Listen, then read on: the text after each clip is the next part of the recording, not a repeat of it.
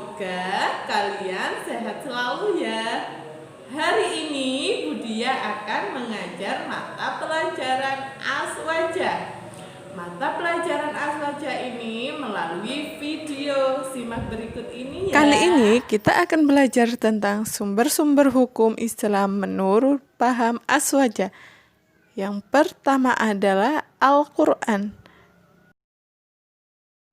Yang kedua adalah hadis. Kemudian yang ketiga adalah ijma. Yang terakhir, qiyas. Nah, yang pertama adalah Al-Quran. Sebagaimana Al-Quran ini adalah urutan sumber nomor 1. Pengertian Al-Quran, secara bahasa kata Al-Quran merupakan kata benda atau masdar dari kata kerja, fi'il, yang berarti membaca atau bacaan. Nah, menurut istilah, Al-Quran adalah kalamullah yang diturunkan kepada Nabi dan Rasul terakhir melalui malaikat Jibril yang tertulis dalam mushaf dan sampai kepada kita.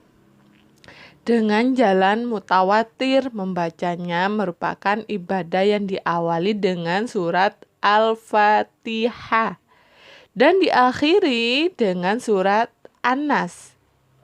Selanjutnya, kedudukan Al-Quran. Al-Quran sebagai kitab Allah Subhanahu wa Ta'ala menempati kedudukan sebagai sumber hukum Islam pertama dari seluruh ajaran Islam. Di dalamnya terkandung petunjuk hidup tentang berbagai hal yang terkadang bersifat global dan masih butuh penjabaran dan perincian oleh ayat lain atau oleh hadis. Yang selanjutnya adalah pokok-pokok hukum yang terkandung dalam Al-Quran, meliputi akidah, yaitu hukum-hukum yang terkait dengan keyakinan seperti mengesahkan Allah, meyakini sifat-sifatnya, dan meyakini malaikat Allah, dan sebagainya.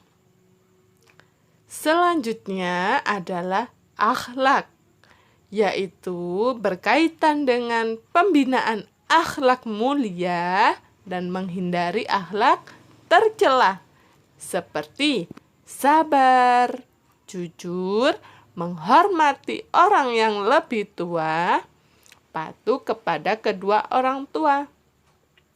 Dan selanjutnya adalah ibadah. Ibadah di sini yang berkaitan dengan tata cara beribadah seperti sholat, zakat, dan ibadah lainnya. Selanjutnya adalah muamalah, yakni berkaitan dengan tata cara berhubungan kepada sesama manusia. Selanjutnya adalah qasas atau kisah-kisah, yaitu kisah orang-orang dan umat terdahulu. Selanjutnya urutan yang nomor 2 adalah hadis. Nah, hadis di sini pengertiannya yaitu menurut bahasa yang berarti baru atau perkataan, atau bisa dikatakan dengan percakapan. Nah, itu dia pengertian dari hadis. Tetapi menurut istilah, yakni apa yang diriwayatkan atau segala hal yang disandarkan kepada Nabi Muhammad SAW, baik berupa perkataan, perbuatan, ketetapan atau takrir setelah kenabian atau diutus menjadi nabi. Di sini kedudukan hadis yaitu sunnah. Sunnah adalah sebagai sumber kedua hukum Islam setelah Al-Quran. Nah, itu dia kedudukan hadis. Selanjutnya yaitu fungsi hadis. Nah, adapun fungsi hadis atau sunnah terhadap Al-Quran adalah untuk mempertegas atau memperkuat hukum-hukum yang telah disebutkan dalam Al-Quran.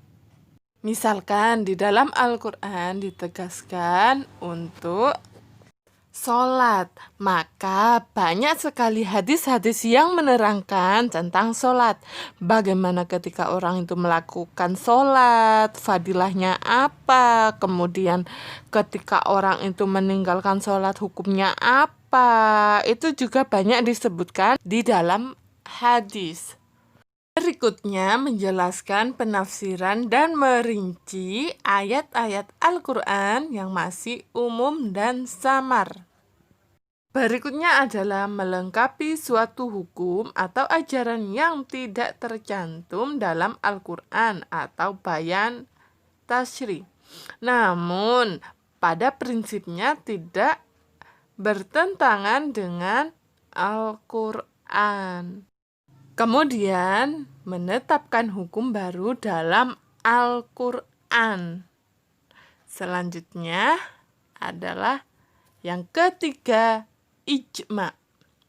Nah, pengertian ijma sendiri yaitu menurut lugawi atau bahasa ijma berarti kesepakatan atau konsensus. Nah, sedangkan menurut istilah ijma adalah kesepakatan para ulama atau mujtahid tentang suatu perkara setelah wafatnya Rasulullah Shallallahu Alaihi Wasallam. Adapun hadis yang memperkuat ijma sebagai sumber hukum Islam seperti disebut dalam Sunan Tirmizi Juz 4 halaman 466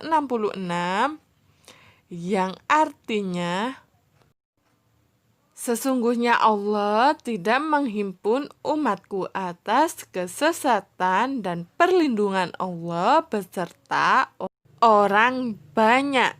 Hadis riwayat Tirmizi. Lantas, bagaimana dengan kedudukan ijma? Nah, ini dia. Kedudukan ijma dalam sumber hukum Islam merupakan sumber ketiga setelah Al-Quran dan hadis. Artinya, suatu perkara yang belum ada ketetapan hukum atau nasnya dalam Al-Quran dan Al-Hadis, maka ditetapkan berdasarkan kesepakatan para ulama dengan ketetapan tidak meninggalkan acuan-acuan yang terdapat dalam Al-Quran maupun hadis.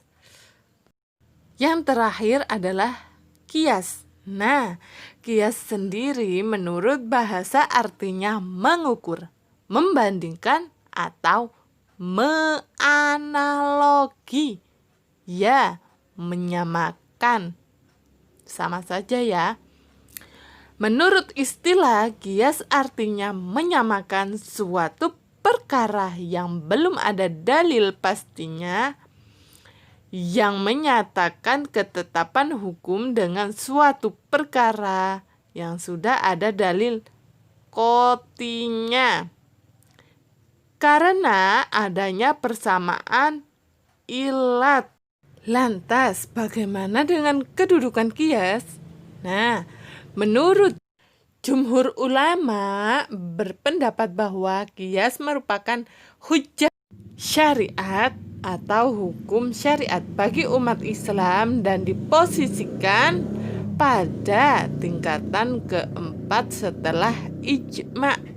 Nah, dari sini mudah-mudahan kalian paham ya apa yang Budia terangkan dari tadi.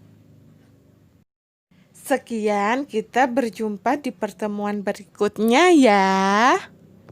Baik anak-anak, video ini cukup sekian dari Budia. Jangan lupa jaga sholatnya, tetap jaga akhlak mulianya. Syukron, wassalamualaikum.